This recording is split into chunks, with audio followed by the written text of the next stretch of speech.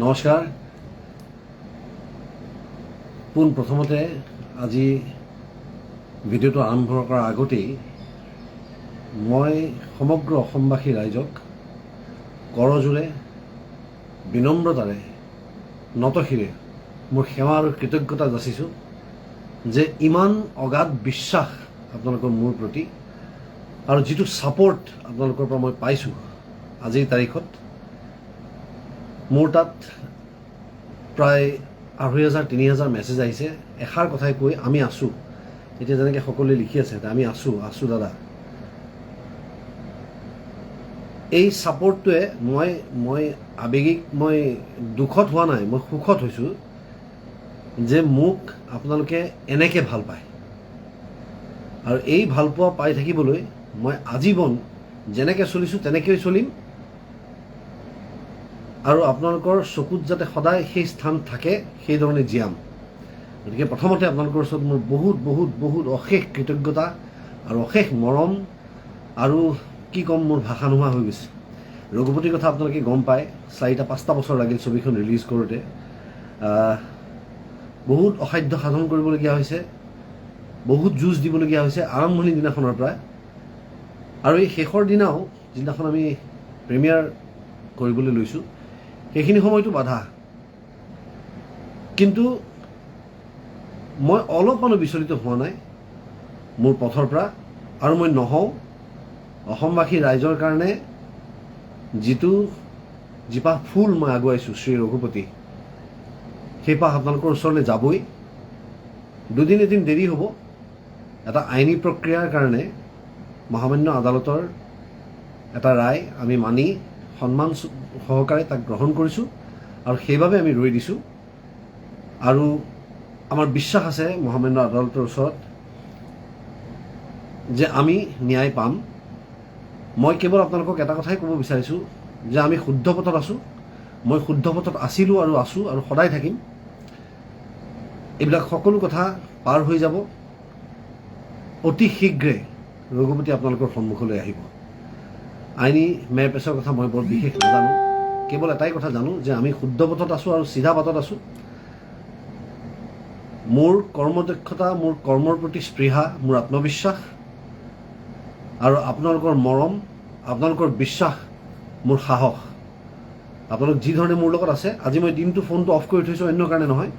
মই আইনী প্ৰক্ৰিয়াৰ লগত জড়িত যিসকল অধিবক্তা আছে, আমাৰ লগত অধিবক্তা আছে, তেওঁলোকৰ লগত মই কথা পাতি তেওঁলোকৰ লগত দিনটো প্ৰেছৰ লগতো কিবাকিবি কথা পাতিবলগীয়া হ'ল। আৰু মোৰ বিভিন্ন ঘৰৰ মানুহ প্লাছ বিভিন্ন দল সংগঠন, তেওঁলোকে মোৰ লগত অনলাইন যোগে তেওঁলোকে জড়িত হৈ লাইভ তেওঁলোকে মোৰ পৰা বহুত কথা শুনিবলৈ চেষ্টা কৰিছে, বুজিবলৈ চেষ্টা কৰিছে।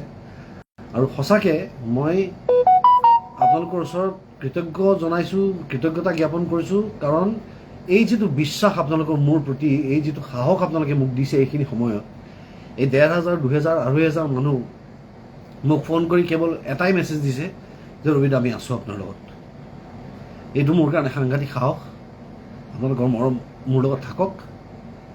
মই আপোনালোকক কথা দিছোঁ যে মই নিজৰ জেগাত মই লৰচৰ নহওঁ। আৰু এই যিটো সঁহাৰি আপোনালোকে জনাইছে ইয়াৰ কাৰণে আজীৱন মই আপোনালোকৰ ওচৰত কৃতজ্ঞ হৈ চলিম। আৰু এই মৰম মোৰ ওপৰত ৰাখক। মই আপোনালোকক কথা দিছোঁ যে মই আপোনালোকক ভাল ছবি দিম আৰু মই ভাল ছবি দিম। অলপ এটা হেৰি আহিছে মাজত, সেইটো মই আৱেগিক মই চিন্তা কৰি কোৱা নাই, কিন্তু যে মোক কোনোবাই বাধা প্ৰদান কৰিছে। বাধা প্ৰদান কৰিলে ঈশ্বৰ আছে, ঈশ্বৰে মোক আগুৱাই লৈ যাব। মই আৱেগিক হৈছোঁ আপোনালোকৰ মৰমটোতহে আচলতে, যে এনেকুৱা এটা মৰম মোৰ প্ৰতি আছে। আৰু এই আশীৰ্বাদ যদি মোৰ ওপৰত থাকে, মই এনেকুৱা আৰু বহুত ভাল ভাল কাম দিম আপোনালোকক। আপোনালোকে কেৱল দুদিনমান ধৈৰ্য ধৰক। মহামান্য আদালতৰ ন্যায়ৰ ওপৰত আমাৰ বিশ্বাস আছে, এই প্ৰক্ৰিয়াৰ ওপৰত আমাৰ বিশ্বাস আছে। আমাৰ এই সময়খিনিও পাৰ হৈ যাব আৰু আমি আপোনালোকক ভাল ভাল ছবি উপহাৰ দিম। মই আপোনালোকক কথা দিছোঁ। আপোনালোকে ৰঘুপতি চাওক, মোক জনাওক কেনেকুৱা পালে। ৰঘুপতি আহিব আপোনালোকৰ মাজলৈ। কালি মানে মানুহৰ যি মৰম দেখিছোঁ মই যোৱাকালিৰ পৰা এই কথাষাৰ আমাৰ লগত জড়িত হোৱাই, মানুহবিলাকৰ যিটো কনচাৰ্ণ দেখিছোঁ, এই কনচাৰ্ণটোত মই আৱেগিক হৈছোঁ যে মই ইমান সৌভাগ্যৱান যে এই ধৰণৰ মৰম মই আপোনালোকৰ পৰা পাই থাকোঁ।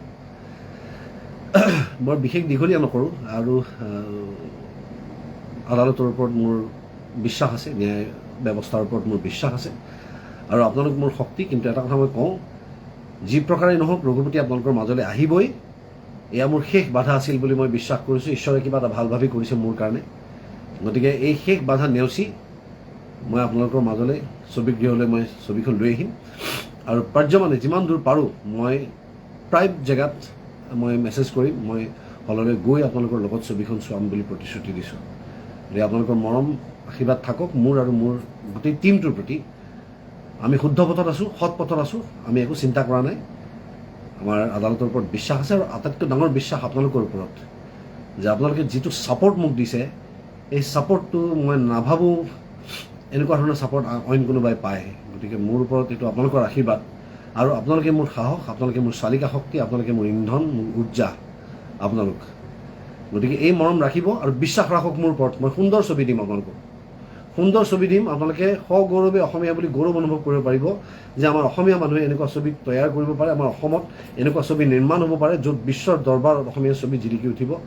জয় চলচ্চিত্ৰ উদ্যোগ, জয় শ্ৰী ৰঘুপতি আৰু আপোনালোক জনতা জনাৰ্দন। মোৰ আশীৰ্বাদ, আপোনালোকৰ আশীৰ্বাদ মোৰ ওপৰত সদায় যেন থাকে। মই আপোনালোকক বঢ়িয়া ছবি দিম, মই আপোনালোকক কথা দিলোঁ।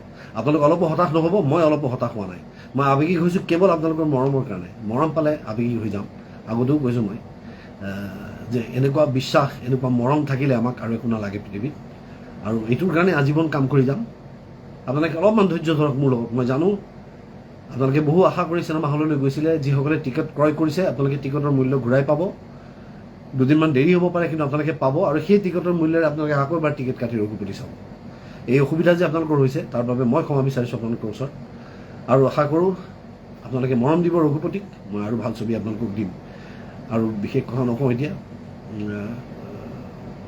এই আপোনালোকৰ এই আশীৰ্বাদ পাবৰ কাৰণে মই আজীৱন কষ্ট কৰিম। ধন্যবাদ। আজি মই প্ৰশ্নৰ উত্তৰ বৰ বিশেষকৈ নিদিওঁ, কেৱল আপোনালোকৰ মৰমবোৰ পঢ়িম অলপ পিছত। আৰু থেংক ইউ ছ' মাছ।